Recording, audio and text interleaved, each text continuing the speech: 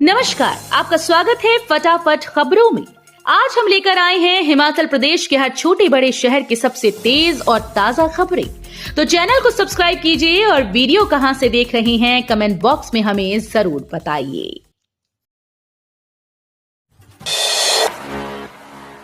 कुल्लू अग्निकांड 18 प्रभावितों को बड़ी राहत। सीएम सुक्खू ने मकान बनाने के लिए 7 लाख रुपए देने की घोषणा की।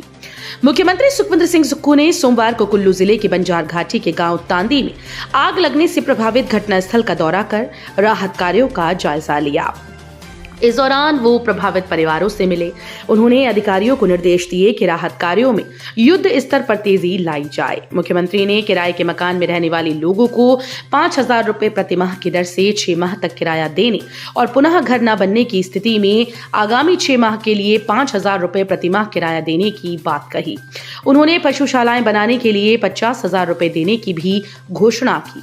मुख्यमंत्री ने पूर्ण रूप से जल चुके घरों के निर्माण के लिए 7 लाख रुपए की सहायता राशि देने की बात कही। मुफ्त बिजली तथा पानी का कनेक्शन, घर बनाने के लिए नियमानुसार लकड़ी मुहैया करवाने और जिन घरों का सामान जल गया है उनके लिए आवश्यक सामान, बर्तन व कपड़े आदि देने की बात कही।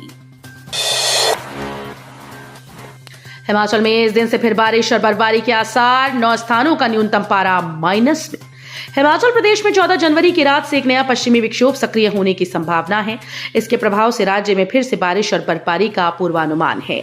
मौसम विज्ञान केंद्र शिमला के अनुसार 16 से 19 जनवरी तक मध्य और उच्च पर्वतीय क्षेत्रों में कुछ स्थानों पर बारिश और बर्फबारी के आसार हैं। निचले पर्वतीय मैदानी क्षेत्रों में कुछ स्थानों पर हल्की से मध्यम बारिश की संभावना है।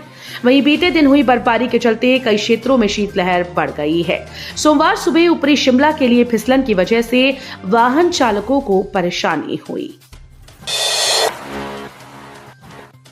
बद्दी सब्जी मंडी में 4 रुपए किलो बिका टमाटर, किसान मायूस। आसमान छूती कीमतों से लोगों के पसीने छुड़ाने वाला टमाटर आज कौड़ियों के भाव बिक रहा है। पहले टमाटर 40 से 60 रुपए किलो तक बिक रहा था। अब बिगड़े मौसम की मार किसानों पर भी पड़ने लगी है।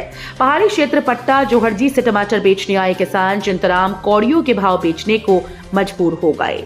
चिंतराम ने बताया कि उसके टमाटर आज 4 रुपए किलो के हिसाब से बिके, जबकि इससे दुगना तो किराया लग गया। छोटी बड़ी योजनाओं को इंडस्ट्रियल सब्सिडी का फायदा नहीं।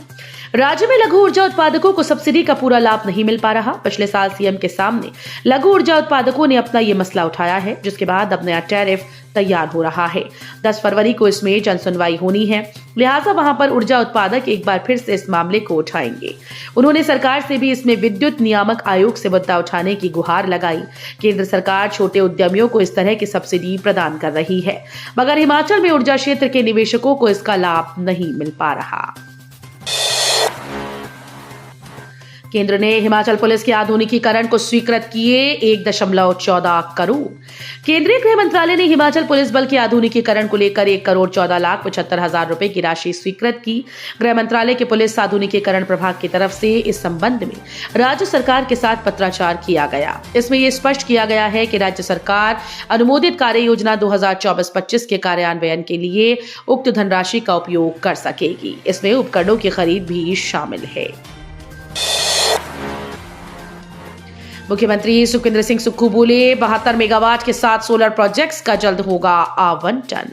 मुख्यमंत्री सुखविंदर सिंह सुक्खू ने कहा कि राज्य सरकार बड़े स्तर पर हरित ऊर्जा के दोहन का प्रयास कर रही है। 72 मेगावाट क्षमता की 7 सौर ऊर्जा परियोजनाओं को स्थापित करने के लिए टेंडर मांगे गए, जिनका मूल्यांकन किया जा रहा है। उनका कार्य जल्द संबंधित कंपनीज को आवंटित कर दिया जाएगा। इसके अलावा 325 मेगावाट की 8 परियोजनाओं का सर्वेक्षण और जांच कार्य जारी है। सोमवार को जारी बयान में मुख्यमंत्री ने कहा कि पहली बार सरकार राज्य की 200 पंचायतों को हरित पंचायत के रूप में विकसित करने की ओर अग्रसर है। इसमें 200 केवी के ग्राउंड माउंटेड सोलर संयंत्र लगाए जाएंगे। इन संयंत्रों से प्राप्त आय को पंचायत के विकास कार्यों में खर्च किया जाएगा। पूर्व विधायक चैतन्य शर्मा को विदेश जाने की मिली अनुमति, हाईकोर्ट में लगाई थी गुहार। हिमाचल प्रदेश हाईकोर्ट ने गगरेट के पूर्व विधायक चैतन्य शर्मा को विदेश जाने के लिए 1 महीने की इजाजत दे दी। चैतन्य शर्मा की ओर से अदालत में याचिका दायर की गई थी। उसमें उन्होंने गुहार लगाई थी कि उन्हें मां के इलाज के लिए विदेश जाना है। न्यायाधीश विपिन चंद्र नेगी की अदालत ने पूर्व विधायक की याचिका को स्वीकार करते हुए इजाजत दी। हाईकोर्ट ने पूर्व विधायक चैतन्य शर्मा को एक अन्य मामले में कुछ शर्तों सहित जमानत पर छोड़ा है, जिसमें कहा गया है कि अदालत के आदेशों के बिना वो विदेश नहीं जा सकते। बंद स्कूल के खाली बिल्डिंग्स भरेंगे सरकार का खजाना, पंचायतों व विभागों को सौंपे जाएंगे। क्यों लिया गया ये फैसला? हिमाचल सरकार ने शून्य व कम विद्यार्थी संख्या वाले 1094 स्कूल्स को बंद किया है। अब इन स्कूल्स के खाली भवन पंचायतों व अन्य विभागों का आसरा बनने लगे हैं। इससे जो सरकारी कार्यालय निजी भवनों में चल रहे हैं उनका किराया बचेगा और राजस्व की बचत होगी। शिक्षा विभाग के अनुसार जो 1094 स्कूल बंद किए गए उनमें 47 के पास अपने भवन नहीं थे। इसके अतिरिक्त 742 स्कूल भवन अभी विभाग के पास है। नेता प्रतिपक्ष बोले, खनन माफिया को कौन दे रहा संरक्षण कि मंत्री भी आ रहे हैं बेबस नजर। नेता प्रतिपक्ष जयराम ठाकुर ने कहा कि सुक्खू सरकार में खनन माफिया इस कदर बेलगाम हो गए कि उनके सामने प्रशासन और मंत्री भी बेबस नजर आ रहे हैं। सरकार की नाकामी के कारण ही अवैध खनन से पीड़ित लोगों ने हाईकोर्ट का दरवाजा खटखटाया। खनन माफियाओं के स्टैंड अप से ये स्पष्ट है कि सरकार का जोर खनन माफियाओं पर चल नहीं रहा, यह सरकार को उन्हें खुला संरक्षण है। जयराम ठाकुर ने कहा कि आखिर ये संरक्षण किसका है कि प्रदेश के उप मुख्यमंत्री को भी प्रशासन के सामने गुहार लगाते देखा जा रहा है। 35% अभ्यर्थी ही पास कर पाए टेट। 31,896 ने दिया था पेपर, 11,026 को मिली सफलता। हिमाचल प्रदेश स्कूल शिक्षा बोर्ड ने नवंबर में आयोजित अध्यापक पात्रता परीक्षा यानी टेट का परिणाम सोमवार को घोषित कर दिया। यह परिणाम 35% रहा। नवंबर में हुई इस परीक्षा के दौरान 31,896 अभ्यर्थी परीक्षा में बैठे थे, जिनमें से 11,026 ही पास हो पाए। लाहौल स्पीति किन्नौर में लोग घरों में हुए कैद, 90 से ज्यादा सड़कें बंद, जरूरी सामान की किल्लत। हिमाचल में बीते 24 घंटे के दौरान अलग अलग जगह पर बर्फबारी दर्ज की गई। शिमला के ऊपरी हिस्सों समेत कुल्लू, लाहौल स्पीति किन्नौर, चंबा जिले के जनजातीय उपमंडल भरमौर में ताजा बर्फबारी विभाग ने रिकॉर्ड की। बर्फबारी का बड़ा असर जनजातीय क्षेत्रों में देखने को मिल रहा है। इन क्षेत्रों में तापमान में बड़ी गिरावट दर्ज हुई और 5 डिग्री सेल्सियस तक तापमान गिरा है। बर्फबारी की वजह से प्रदेश भर में 100 से ज्यादा सड़कें बाधित हुई। इन सड़कों के बाधित होने की वजह से रोजमर्रा की जरूरत का सामान लोगों तक नहीं पहुंच पा रहा। लिंगटी पुल के पास युवाओं ने बनाई एक अनोखी बर्फ की गुफा, पर्यटकों के लिए बनी आकर्षण का केंद्र। हिमाचल प्रदेश के काजा उपमंडल सहित लिंगटी गांव से 200 मीटर की दूरी पर लिंगटी पुल के पास एक अनोखी बर्फ की गुफा इग्लू पर्यटकों का आकर्षण केंद्र बन चुकी है। खास बात यह है कि इस गुफा का निर्माण युवाओं ने कड़ाके की ठंड में पानी को जमा कर किया और यहाँ पर्यटकों के लिए चाय और नाश्ते की व्यवस्था की गई, जिससे ये स्थान और भी आकर्षक बन गया है। अस्पताल में पीएसए प्लांट में तैनात 29 तकनीकी कर्मियों की सेवा खत्म।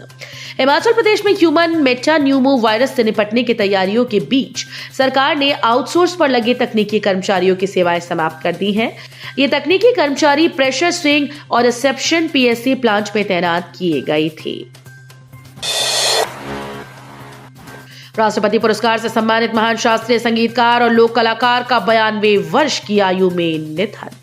हिमाचल प्रदेश के सांस्कृतिक और संगीत जगत की एक प्रमुख शख्सियत प्रोफेसर नंदलाल गर्ग शिमला में 92 वर्ष की आयु में उनका निधन हो गया। वो एक महान शास्त्रीय संगीतकार, लोक कलाकार और प्रख्यात लेखक थे। उनके निधन से राज्य और सांस्कृतिक समुदाय में शोक की लहर है। तो ये थी आज की फटाफट खबरें। हम मिलेंगे अगले बुलेटिन में, तब तक के लिए धन्यवाद। जय हिंद।